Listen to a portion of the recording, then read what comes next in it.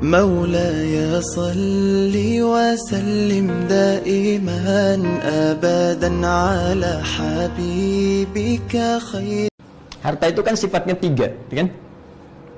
Yang dimakan,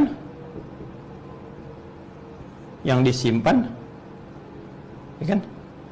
Yang disodakahkan, diinfakkan, sedekah, ya.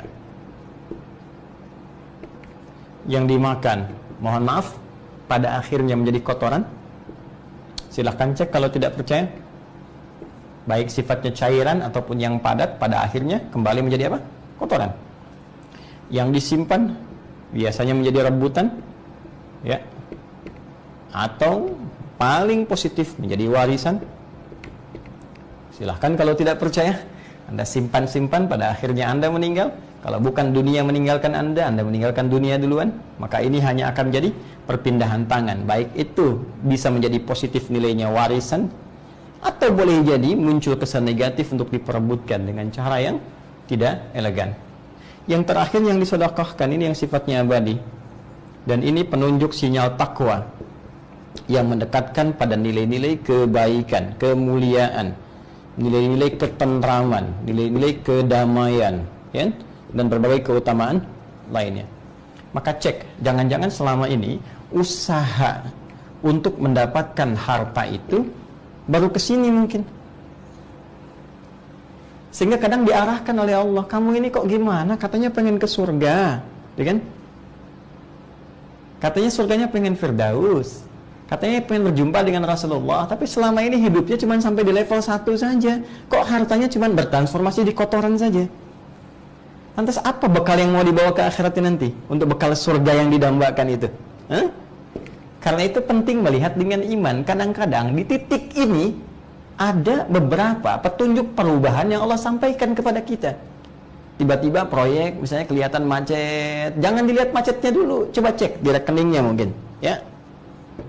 Nih, masih belum tersalurkan. Masih ada yang tercatat untuk bisa mendapatkan hasil manfaat. Untuk keluarga besar bisa dilihat. Mungkin anak-anak sekolahnya belum baik, kan? Belum dekat dengan Allah, pakaiannya belum bagus, kan? Makanannya belum sempurna. Atau Anda bagus, tapi saudara-saudara ada yang teriak, kan? Belum mendapat perhatian dan sebagainya. Cek dulu ini. Tuh. Atau mungkin yang dikumpulkan baru sampai sini level kedua. Tuh. Yang ini belum ada. Karena itu dalam setiap titian kehidupan, ingat betul ini. Banyak ayat di Al-Quran memberikan jaminan kepada kita tentang seluruh ketercukupan dalam hidup. Even itu ujian yang kita hadapi.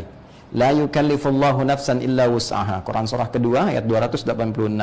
Allah tidak mungkin menguji seorang hamba di luar batas kemampuannya. Jadi kalau ada orang sakit atau di pekerjaan ada kesulitan, kehilangan proyek tertentu dan sebagainya, ternyata Anda, saya atau kita yang diuji, artinya memang kita sanggup mengatasi itu. Yang lain tidak. Ya, inna ma'al usri yusra. Di balik segala kesulitan ada kemudahan. Paling gampang memahaminya, yakinkan pada jiwa kita, ini pasti selesai. Ini mudah ini, Allah pasti berikan petunjuk.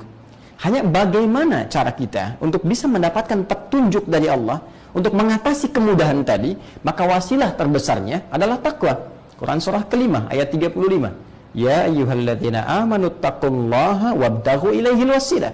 Hai orang-orang beriman, tingkatkan takwamu kepada Allah. Dengan peningkatan takwa itu, jadikan wasilah untuk bisa mengentaskan segala ujian kehidupan yang tengah kita jalani pada saat ini.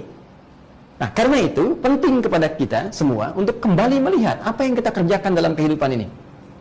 Ya, jangan-jangan sampai di sini, jangan-jangan sampai di sini, tapi belum sampai sini. Ini yang kita evaluasi kembali. Karena itu, penting bagi setiap insan beriman menajamkan keimanan dia kepada Allah Subhanahu wa taala untuk bisa mendapatkan ini pada akhirnya, ketentraman dalam kehidupan, baik dunia ataupun akhirat. Ingat baik-baik. Keyakinan yang terpenting dibangun oleh kita semua, walladzi qaddara fahada. Dialah Allah yang telah menetapkan kadar, setiap kadar yang menjamin kecukupan hidup bagi setiap hamba, lalu memberi petunjuk bagaimana mengoptimalkan itu semua. Jadi gak ada orang hamba manusia yang hidup di dunia ini nestapa, itu gak ada, pasti cukup. Yang menjadikan nestapa itu karena tak pernah merasa cukup. Ini masalahnya. Perhatikan baik-baik. Allah telah menetapkan walladzi qaddara fahada.